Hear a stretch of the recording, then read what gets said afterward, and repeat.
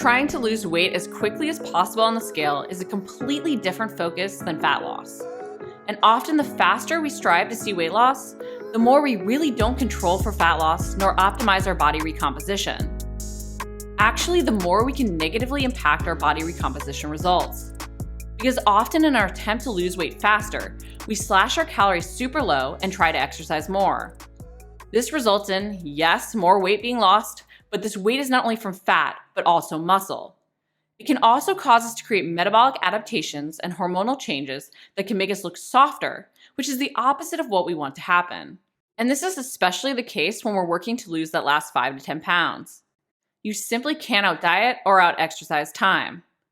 And while yes, calories in versus calories out matters, we can't focus on purely trying to starve ourselves by slashing our calories super low or creating more of a deficit through our training. Actually, we need to stop focusing on our training as a way to burn calories at all. We need to stop purely focusing on our calorie intake if we want the best fat loss results possible. These improper weight loss practices, and even at times extreme deprivation diets and overtraining, are what lead to that horrible yo-yo dieting cycle. They lead to potentially rapid weight loss on the scale, but also that weight rebound. Through these fad diets, we create unsustainable habits, throw our bodies out of whack, and often create metabolic adaptations that make it even harder to lose the weight the next time we attempt to. So if you've ever thought to yourself, my age just makes it so much harder, or it's so much harder than it used to be to lose weight, well, that might have less to do with getting older and more to do with the improper dieting practices you've implemented previously. The great part is, though, we can reverse much of the damage we've done. We can retrain our body to eat more and lose fat while restoring our metabolic health. But we have to stop looking for a fast fix. Instead, we sort of have to do the opposite of what we've been told to do. We need to focus on these two key things: macros and strength training. And then we need to focus on something we can truly maintain long term. Because motivation and willpower are fleeting.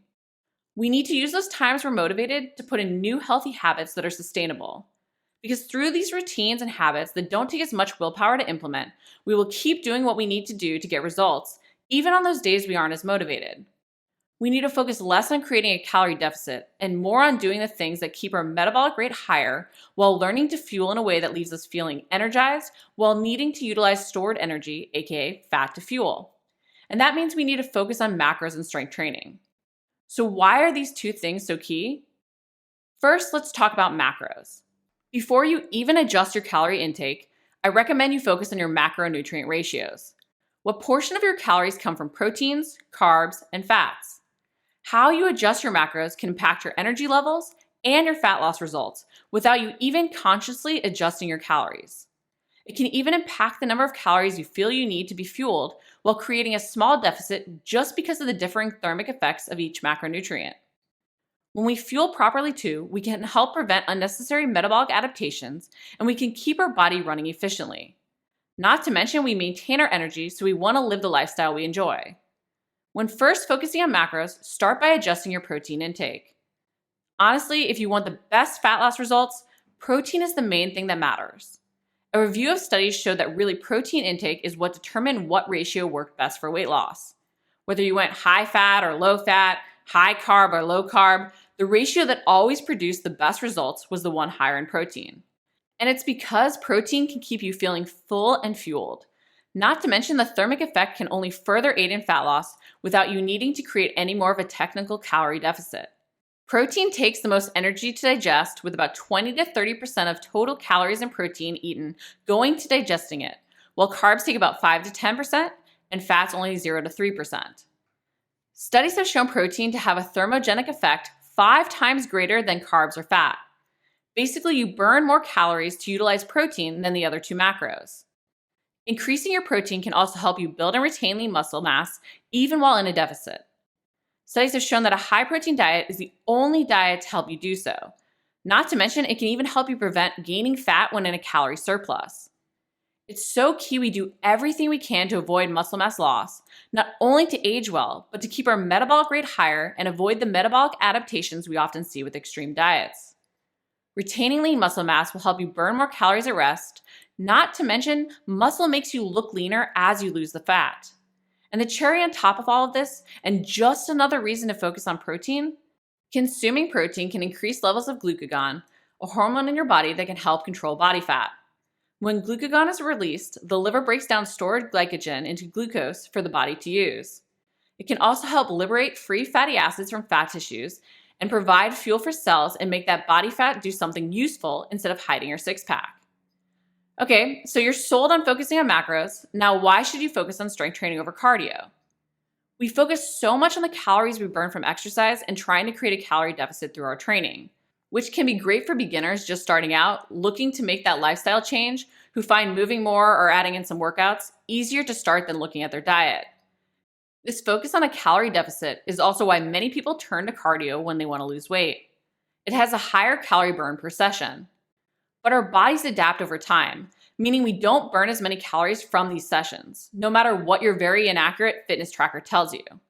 And unless you keep training longer and harder, which there's a limit to, you won't be able to outtrain your diet long term.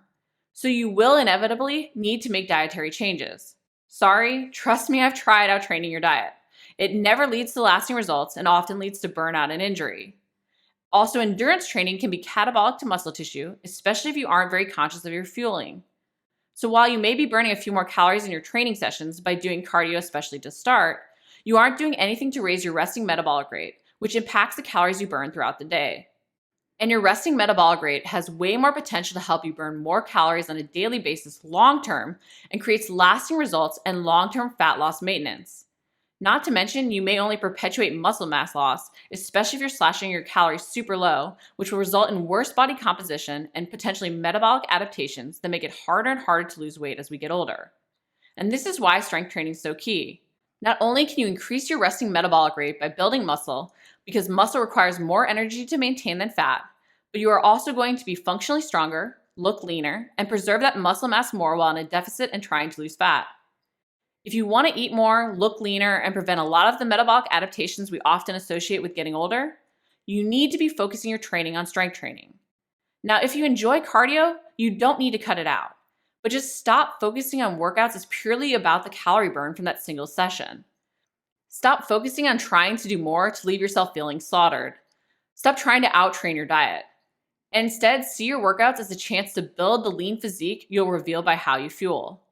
Use your sessions not for that quick fix, but to help you better maintain your fat loss long term. I know it's tempting to want to do more to get results faster, but we have to remember that often the faster we lose weight on the scale, the less we are truly focusing on that body recomposition. As much as it stinks to hear, slow and steady wins the race. Focus on just those two key things of macros and strength training and find a routine you can follow consistently if you want amazing body recomposition results.